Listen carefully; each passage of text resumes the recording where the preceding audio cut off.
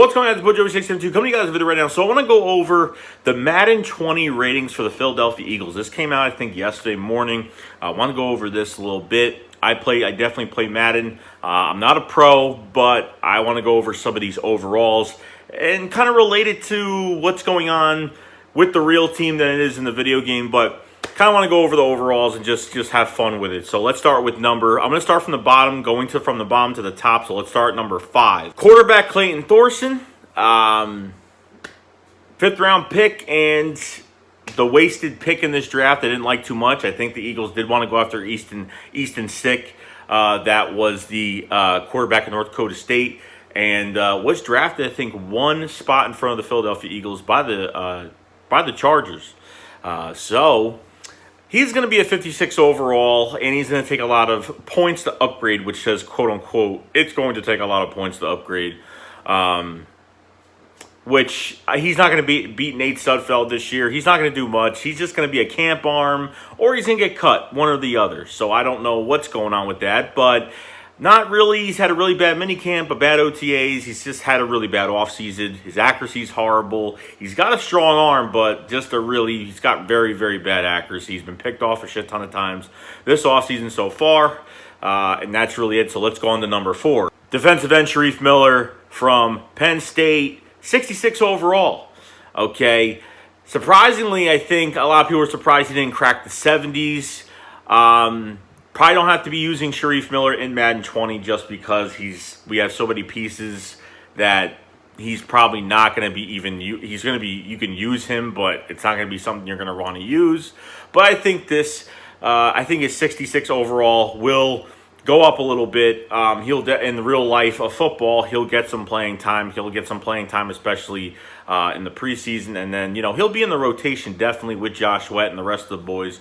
Because those are two guys that need to show what they got this year, especially Sherif Miller. Very excited. I want to see how much better he actually is after some NFL training. So that's it with Sherif Miller. Left tackle Dillard, the first-round pick. He is going to be a 70 overall. He is actually on the depth chart in Madden 20 behind Jason Peters, but in real life, we need to see if Jason Peters is going to be in a full entire game, because last year he was kind of like partially in games, and then he kind of either came out of a game to rest himself or whatever. I don't know. He's done that a lot, and then by the end of the year, Jason Peters was in the lineup full time, wasn't taking breaks, was more healthy. Because Jason Peters he's not going to be playing in preseason this year. Maybe a few snaps, maybe. In the first game, but other than that, I don't think Jason Peters will be in. I think especially for the dress rehearsal game against the Baltimore Ravens in Week 3 of preseason, I think that Dillard will get a lot of reps. I think he's going to get a lot of reps regardless, but I think that game he'll get a lot of reps because Jason Peters does not need to play that. Doesn't need to be there. So a 70 overall, not bad at all. I think, I probably would have put him maybe 73, 74 because he's a first-round pick. But, hey, it is what it is. But this is our left tackle of the future. Hopefully he will do well. At number 2, you have running back Miles Sanders at a 72 overall.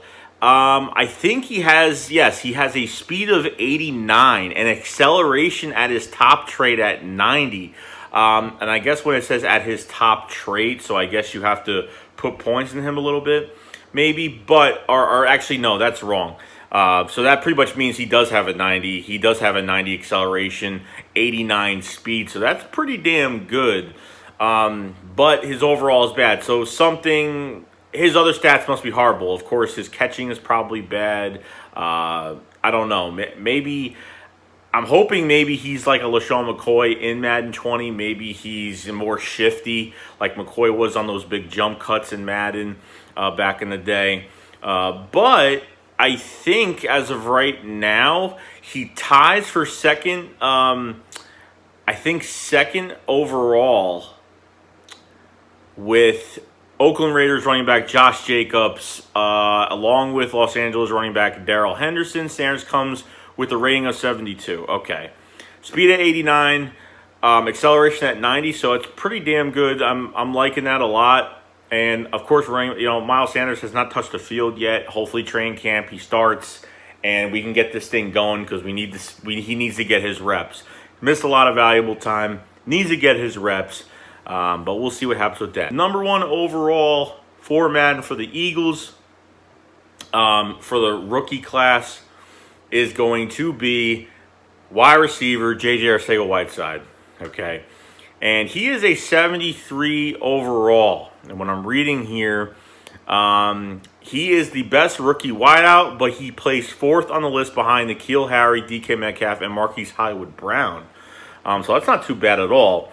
Not saying anything about his acceleration, not saying too much about his vertical speed, but in real life, of course, this is the Alshon Jeffrey. I think he's a more lengthy guy than Alshon Jeffrey. Same height, but I think he's got longer arms and bigger hands, to be honest with you. I think he has more of an athletic ability. I think he just has a huge future with the Eagles in general. I think after Alshon Jeffrey is, once he's off this team in a couple years, J.J. Arcega-Whiteside will come in. Or they could put J.J. Arcega-Whiteside in the slot, depending on what they're doing on the field this year, of course, because of his size, athleticism. But I think in the long term, he will take Alshon Jeffrey's spot for the intermediate routes and do those 50-50 balls and be pretty much the possession receiver for the Philadelphia Eagles for a long time. So other than that, guys, that's pretty much it. Just want to kind of go over, the new rookies coming in, what they're ranking with the other rookies, position-wise, their stats. Not that it's, crazy important because it's a video game, but hey, what they do in real life affects them in Madden 20. So, kind of just want to go over that real quick, and that's really it, guys. So I will see you guys later. Shea Scott up, fly, fly.